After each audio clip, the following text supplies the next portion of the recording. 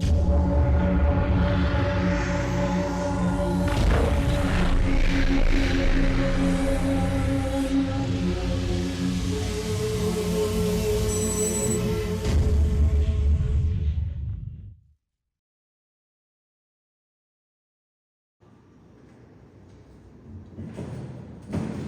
Morning વિદ્યાર્થી મિત્રો, વિષય છે અર્થશાસ્ત્ર.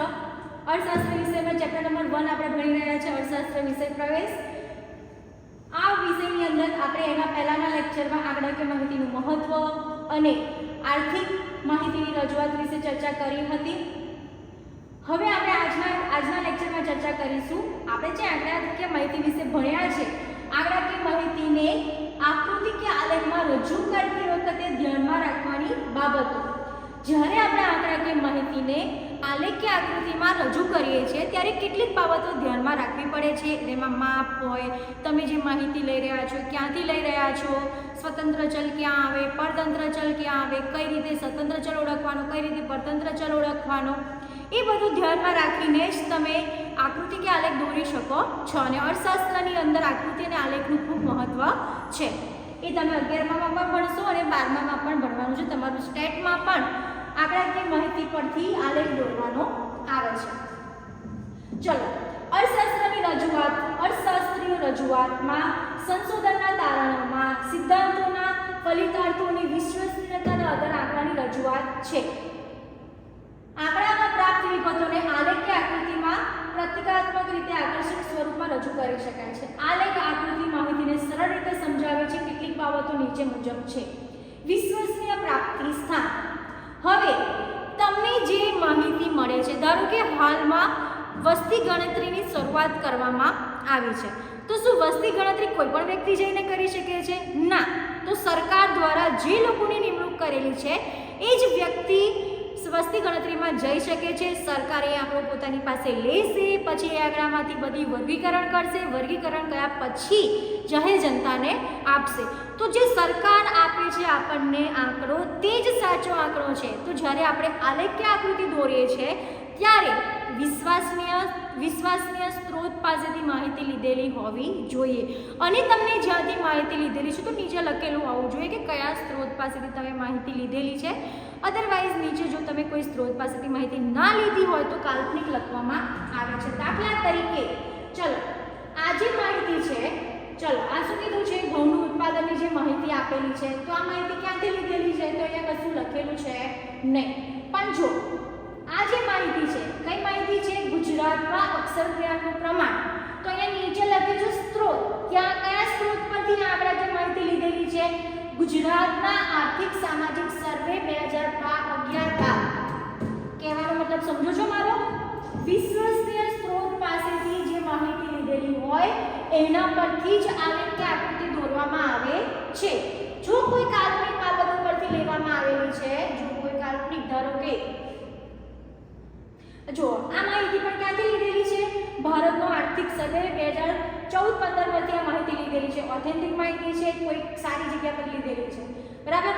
હવે અહીંયા જુઓ, અહીંયા કશું લખેલું નથી. છે અહીંયા કોઈ ઇન્ફોર્મેશન કે આ માહિતી ક્યાંથી છે?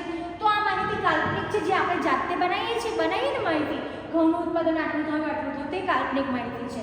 એટલે કહેવાનો મતલબ એ છે કે તમે જ્યાંથી પણ માહિતી મેળવો છો, જો અહીંયા શું કીધું છે, આર્થિક સિદ્ધાંતો કે તારણો જેના આધારે આપવામાં આવ્યા છે તે આંકડાકીય માહિતીના પ્રાપ્તિ સ્થાનો વિશ્વાસનીય અને સર્વમાન્ય હોય તે ઇચ્છનીય છે. જેમ કે ભારતની આર્થિક સ્થિતિ દર્શાવવા માટે રાષ્ટ્રીય સર્વે, વિશ્વ બેંકનો રિપોર્ટ, કેન્દ્ર સરકારની આંકડાકીય સંસ્થા વગેરે આંકડા વધારે આધારભૂત ગણવામાં આવે છે.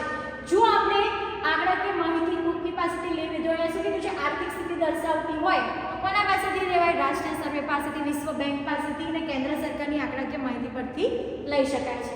ગમે ત્યાંથી આપણે માહિતી લઈને સર્વે આલેખમાં રજૂ કરી શકીએ નહીં. તો પહેલો પોઈન્ટ છે વિશ્વસનીય પ્રાપ્તિ સ્થાનથી આંકડાકીય માહિતી લીધેલી હોવી જોઈએ. ચલો, બીજો પોઈન્ટ છે સ્વતંત્ર ચલ અને પરતંત્ર ચલ. સ્વતંત્ર ચલ કોને કહેવાય અને પરતંત્ર ચલ કોને કહેવાય? બે કે તેથી વધુ ચલો વચ્ચેનો સંબંધ આલેખ કે આકૃતિમાં રજૂ થાય છે. યાદ રાખવું જોઈએ, સ્વતંત્ર ચલ આડી ધરી પર, ચલો સ્વતંત્ર ચલ આડી ધરી પર અને આવે છે. બરાબર. દેશ, વર્ષ, વરસાદ એ સ્વતંત્ર ચલ છે. વસ્તી, આવક, ઉત્પાદન એ પરતંત્ર ચલ છે. જો હું તમને સમજાવું, ઉત્પાદન અને વરસાદ. વરસાદ સારો હશે તો ઉત્પાદન સારું થશે. તો એ મેઇન પોઈન્ટ થયું વરસાદ. કેમ કે વરસાદ સારો હશે તો ઉત્પાદન સારું થશે ને. એટલે આ વ્યક્તિ આ જે વરસાદ છે તે સ્વતંત્ર છે અને એના ઉપર ડિપેન્ડન્ટ કોણ છે? ઉત્પાદન. તો આ પરતંત્ર ચલ. બરાબર. અને સ્વતંત્ર ચલ આ ધારો કે આલેખ છે તો સ્વતંત્ર ચલ આ આડી ધરી પર આવે અને પરતંત્ર ચલ એ ઊભી ધરી પર આવે છે. ફક્ત ને ફક્ત માંગના નિયમ ને માંગની આકૃતિમાં આ શબ્દ મારા યાદ રાખજો. ફક્ત ને ફક્ત માંગના નિયમની જ્યારે આપણે રજૂઆત કરીએ છીએ ત્યારે સ્વતંત્ર ચલ કિંમત છે છતાં પણ તેને ઊભી ધરી પર દર્શાવવામાં આવે છે અને માંગ એ પરતંત્ર ચલ છે છતાં પણ એને આડી ધરી પર દર્શાવવામાં આવે છે. અધરવાઇઝ બીજા બધા જ આલેખમાં સ્વતંત્ર ચલ આડી ધરી પર આવે અને પરતંત્ર ચલ ઊભી ધરીમાં આવે છે. આ તમારે ખાસ યાદ રાખવાનું છે. આ ખાલી નિયમ માંગના નિયમમાં લાગુ પડતો નથી. ચલો તમને સ્વતંત્ર ચલ અને પરતંત્ર ચલની ખબર પડી. સૌથી મેઇન પોઈન્ટ આ જ છે કે તમને ખબર હોવી જોઈએ કે કોણ કોના પર આધાર રાખે છે અને એ રીતે તમારે x અને y પર દર્શાવવાના હોય છે. બે ચલ વચ્ચે કાર્યકારણના સંબંધને એક ચલ કારણરૂપ હોય છે. વર્ષ સ્વતંત્ર ચલ છે ox ધરી દર્શાવે છે. હવે તમને તે o કઈથી આવ્યો? તો આ જે આલેખ છે બરાબર. તો આ x છે, આ y છે અને આ o છે. તો આ બંને ox થાય, આ બંને y થાય. બરાબર. હવે આ બાજુ આપણે અહીંયા આગળ શું દર્શાવ્યું છે? પરતંત્ર ચલ એટલે કે ઉત્પાદન અને અહીંયા હવે વરસાદ કેમ કે સ્વતંત્ર ચલ એટલે જ. પણ ખાલી ને ખાલી જ્યારે માંગની વાત કરવામાં આવી હોય, માંગના નિયમની વાત કરવામાં આવી હોય ત્યારે કિંમત અહીંયા આવશે. માંગ અહીંયા આવશે અને કિંમત અહીંયા આવશે. કિંમત અહીંયા સ્વતંત્ર ચલ છે. કેવી રીતે? કિંમત વધે છે તો માંગ ઘટે છે, માંગ ઘટે છે. ઓકે રાઈટ છે. તો આ જે વસ્તુ છે એ વસ્તુમાં જ ખાલી અહીંયા અલગ રીતે જોવા મળશે. અધરવાઇઝ અહીંયા નિયમ બધે સરખો લાગુ પડશે. બરાબર. હવે આવશે સ્કેલ માપની પસંદગી કરવી. તો તમારે યોગ્ય સ્કેલ માપની પસંદગી કરવી પડે છે. કેવી રીતે? તો કે ધારો કે તમારે કોઈક બાબત દર્શાવી છે, તમે યોગ્ય સ્કેલ માપ ના લીધેલો હોય તો કાં તો આલેખ બહુ મોટો થઈ જશે, કાં તો આલેખ બહુ નાનો થઈ જશે. તો તમારે સ્કેલ માપ યોગ્ય લેવો પડે છે. દાખલા તરીકે સમયને લગતી બાબત હોય તો 10 વર્ષ માટે એક સ્કેલ નક્કી કરી તેની રજૂઆત થાય છે. એકવાર જે સ્કેલ માપ નક્કી કરવામાં આવે તે જાણવું પડે છે. દાખલા તરીકે અહીંયા જુઓ, આ આકૃતિ છે બરાબર. હવે આની અંદર તમે એક સ્કેલ માપ નક્કી કર્યો કે 5 નો ડિસ્ટન્સ લેવાનું છે તો પછી 5 નો લેવાય. પછી એકમાં 5 લીધું, એકમાં 10 લીધું, એકમાં 15 લીધું. એટલે એવું નહીં, આની વાત કરું છું. અહીંયા હવે જો અહીંયા 5 લીધું પછી હું આગળ સીધું 20 કરી નાખું તો ચાલશે નહીં. 5 નું લીધું, 5 નો ડિફરન્સ રાખવાનો છે. 1 ઇંચ 5 વર્ષ નક્કી કરો પછી દરેક વર્ષના વધારો બતાવવા માટે 1 ઇંચ પ્રમાણે આગળ વધવું જોઈએ. મોટી આંકડાકી મળતીને આકૃતિ ટૂંકમાં રજૂ કરતી વખતે જે તે ધરી પર એસએસની નિશાની કરવામાં આવે છે. ચલો આપણે જે ભણ્યા છે એને શું કહેવામાં આવે છે? આંકડાકીય માહિતીને આકૃતિ કે આલેખમાં રજૂ કરતી વખતે ધ્યાનમાં રાખવાની બાબતો 3 બાબતો છે. વિશ્વસનીય પ્રાપ્તિ સ્થાન, સારા એવા સ્ત્રોત પાસેથી આંકડાકીય માહિતી મળેલ હોવી જોઈએ. સ્વતંત્ર ચલ અને પરતંત્ર ચલ. સ્વતંત્ર ચલ એટલે કે જે બીજા પર આધાર રાખતો નથી. બરાબર. તો કિંમત એ સ્વતંત્ર ચલ છે, માંગ એ પરતંત્ર ચલ છે. કેમ કે કિંમત વધે છે તો માંગમાં વધારો ઘટાડો થાય છે. કિંમતના લીધે માંગ ઓછી કે વધે છે. વરસાદના કારણે ઉત્પાદન વધુ કે ઓછું થાય છે. બરાબર. તો અહીંયા આગળ સ્વતંત્ર ચલ અને પરતંત્ર ચલ તમને ઓળખતા આવડવું જોઈએ ને ક્યાં x પર મૂકવાનું છે, ક્યાં y પર મૂકવાનું છે તમને ખબર હોવી જોઈએ. અને સ્કેલની પસંદગી પણ તમને કરતા આવડવી સ્કેલ માપની પસંદગી પણ તમને કરતા આવડવી જોઈએ. ચલો મને લાગે છે કે તમને આગળ સમજ પડી ગઈ હશે. જો તમે ના સમજ પડી તો ફરી કહું છું કે તમે મને ફોન કે મેસેજ કરીને પૂછી શકો છો અને આપણે ફરી એક વખત ડાઉટ સોલ્વિંગ માટે એક ઝૂમ મીટિંગનું સેશન રાખીશું જ્યાં તમે તમારા ડાઉટ સોલ્વ કરી શકો છો. ચલો નેક્સ્ટ પોઈન્ટ છે આંકડાકીય માહિતીની આકૃતિ કે આલેખમાં રજૂઆત. હવે તમે શીખ્યા ને, હમણાં શું શીખ્યા કે આકૃતિના આલેખમાં રજૂઆત કરતી વખતે કઈ કઈ બાબતો ધ્યાનમાં રાખવાની છે. હવે એને અપ્લાય કરવાનું છે. હવે આપણે ચલો આંકડાકીય માહિતીની આકૃતિ કે આલેખમાં રજૂઆત. આંકડાકીય માહિતીને આકૃતિ કે આલેખમાં વિવિધ સ્વરૂપે દર્શાવી શકાય છે. બે ચલો વચ્ચેના સંબંધને બિંદુ દ્વારા અને બિંદુઓને જોડતી રેખા દ્વારા પણ દર્શાવી શકાય છે, જેને રેખીય આકૃતિ બને છે, જેમ કે માંગ રેખા. ચલો આપણે કેવી રીતે બની શકે છે હું તમને કહું. ચલો જલ્દી જલ્દી આપણે એક વસ્તુ અહીંયા લખી કાઢીએ. શું લખી કાઢીએ જલ્દી જલ્દીમાં? આપણે અનુસૂચિ બનાવીએ. હા ઓકે, અહીંયા આપણે એક અનુસૂચિ બનાવીએ.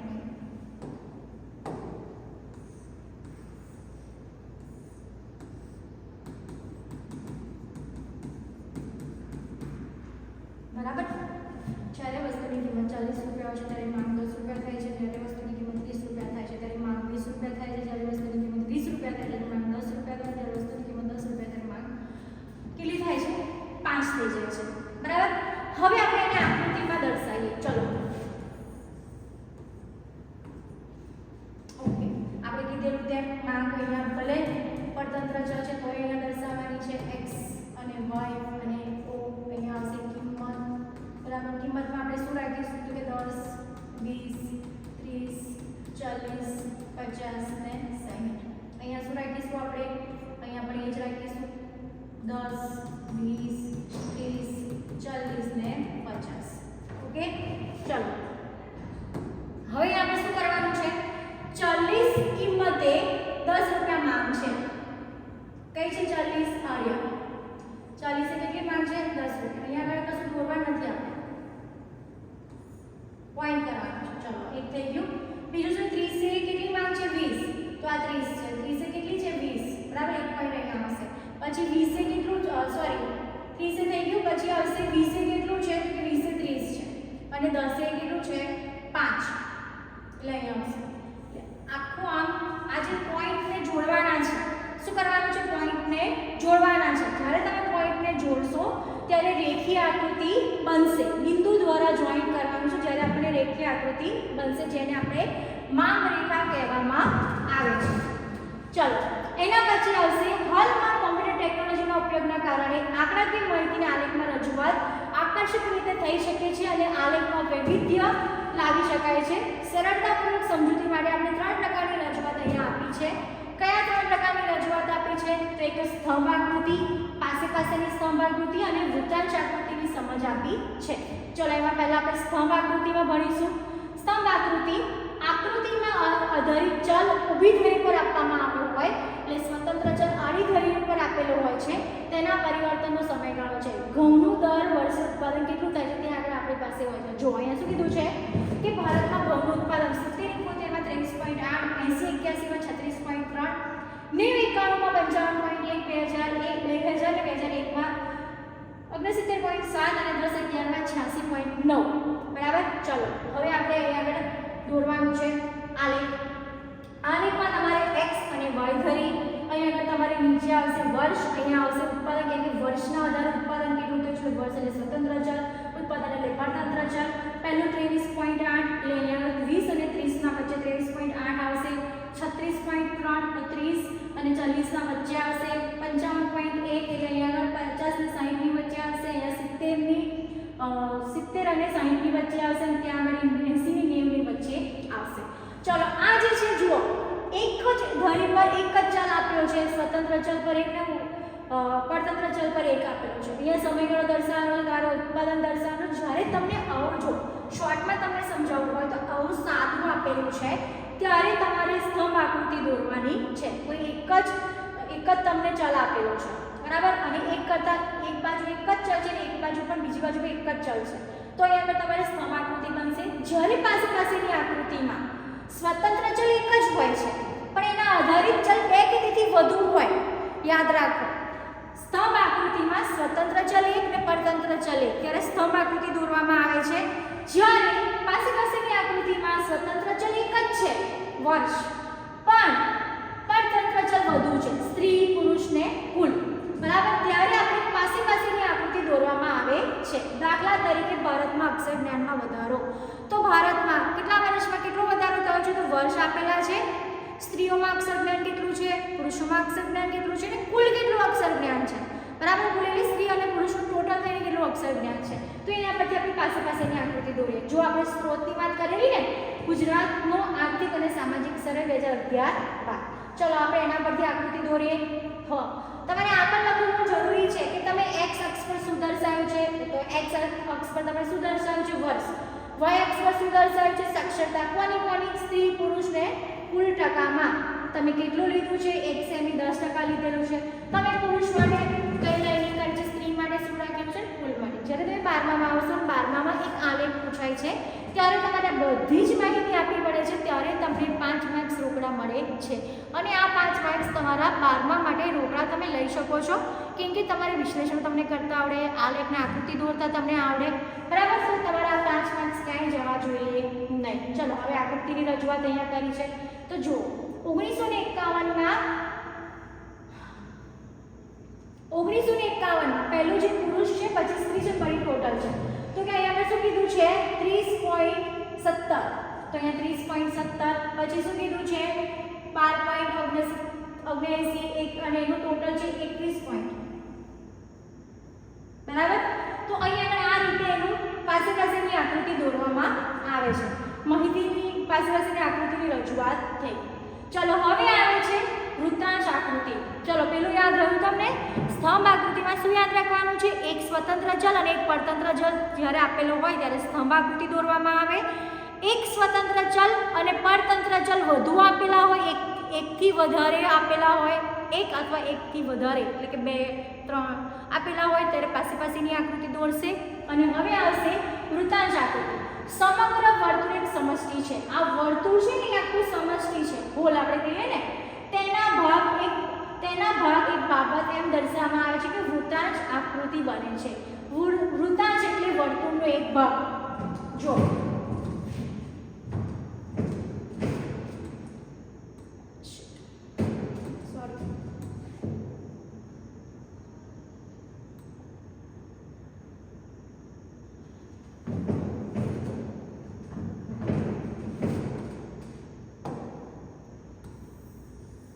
આ વર્તુળ છે, થોડું બગડી ગયું છે. ચલો આ વર્તુળ છે, આ વર્તુળ પૂરેપૂરું છે, એક સમષ્ટિ છે. આપણે એક વિચાર લઈએ, ક્લાસ છે, પૂરેપૂરો ક્લાસ છે. આ ક્લાસમાં 4 વર્ગના બાળકો છે. એક વર્ગ જે છે એ 90% ઉપર લાવે છે, એક વર્ગ છે જે 80%ની આજુબાજુ લાવે છે, એક વર્ગ છે જે 70%ની આજુબાજુ લાવે છે, અને એક વર્ગ જે છે એ 60%થી નીચે, એટલે બધા 60% વાળા આટલામાં આવે છે. બરાબર, તો આખો ક્લાસ એ સમષ્ટિ છે અને 90% વિદ્યાર્થીઓ જે છે ને એક વર્તુળનો એક ભાગ છે, અંશ છે. બરાબર, એટલે વૃત્તાંશ છે. તો આ રીતે આકૃતિ દ્વારા, દાખલા તરીકે ક્ષેત્ર આપણે કયા છે? ખેતી ક્ષેત્ર, ઉદ્યોગ ક્ષેત્ર અને સેવા ક્ષેત્ર. તો આપણા અર્થશાસ્ત્રમાં, આપણી ઇકોનોમીમાં, આપણા અર્થતંત્રમાં ખેતી ક્ષેત્રનો, ઉદ્યોગ ક્ષેત્રનો કેટલો ફાળો છે? તો જો આ વર્તુળ છે, એ વર્તુળમાં 13.9 એટલે આપણું ખેતી ક્ષેત્રનો ફાળો છે, 26.2 ઉદ્યોગ ક્ષેત્રનો ફાળો છે, અને સૌથી વધારે ફાળો કોનો છે? સેવા ક્ષેત્રનો ફાળો છે. આ રીતે તમે વૃત્તાંશ આકૃતિમાં માહિતીની રજૂઆત કરી શકો છો. આ રીતે તમે આગળ અલગ રીતે દર્શાવી શકો છો. અને બીજું, આ સૂત્ર માટે તમારે ગોળાકાર એનો ઉપયોગ કરવો પડે છે. બરાબર, અને એના માટેનું તમારે સૂત્રનો પણ ઉપયોગ કરવો પડે છે. શું છે એનું સૂત્ર? જ્યારે તમારે શોધવું હોય ત્યારે એનું તમે ડાયરેક્ટ આપી દીધું છે ટકાવારીમાં, પણ ઘણી વખત તમે ના આપેલું હોય તો તમારે એનું શોધવું પડે છે. શું છે એનું સૂત્ર? કુલ પેટા મૂલ્ય ભાગ્યા કુલ મૂલ્ય 360. બરાબર, અને એના ઉપરથી તમને શું મળશે? તો કે એના પરથી તમને શું કહેવાય છે, ડિગ્રી મળવાની હોય, સેલ્સિયસ એમાં મળશે. પછી એના આધારે તમારે વર્તુળમાં કાટખૂણા દ્વારા કે પેલું કોણ જે આવે છે ને એના દ્વારા શોધવાનું હોય છે. ચલો તમને ખબર પડી ગઈ. તો આપણે આજે લેક્ચર પૂરો કરીએ છીએ. આપણે છેલ્લે શું ભણ્યા છે? તો આપણે 2 બાબતો ભણ્યા આજે. કઈ 2 બાબતો ભણ્યા આપણે? તો કે આંકડાકીય માહિતીને આકૃતિ કે આલેખમાં રજૂઆત કરતી વખતે ધ્યાનમાં રાખવાની બાબતો, અને પછી કઈ રીતે આપણે રજૂઆત કરીએ છીએ તો કે એની રજૂઆતની બાબતો આપણે જાણીએ. એમાં 3 વસ્તુ ભણ્યા આપણે. એક તો સ્તંભાકૃતિ. સ્તંભાકૃતિમાં શું કરવાનું છે બોલો ચલો, મેં તમને શીખવાનું છું હમણાં જ. સ્વતંત્ર ચલ પર 1 અને પરતંત્ર ચલ 1 આપેલો હોય ત્યારે સ્તંભાકૃતિ બને. પાસેની આકૃતિમાં સ્વતંત્ર ચલ 1 આપેલો હોય પણ પરતંત્ર ચલ 2 થી વધારે આપેલા હોય ત્યારે પાસેની આકૃતિ બને. અને વૃત્તાંશ આકૃતિ એક વર્તુળ છે, એ વર્તુળનો એક અંશ છે અને આપણે કોઈ પણ ક્ષેત્રનો ફાળો તેમાં દર્શાવી શકીએ છીએ. બરાબર? તો આટલી બાબતો તમારે યાદ રાખવાની છે. બીજું આપણે ભણીશું નેક્સ્ટ લેક્ચરમાં.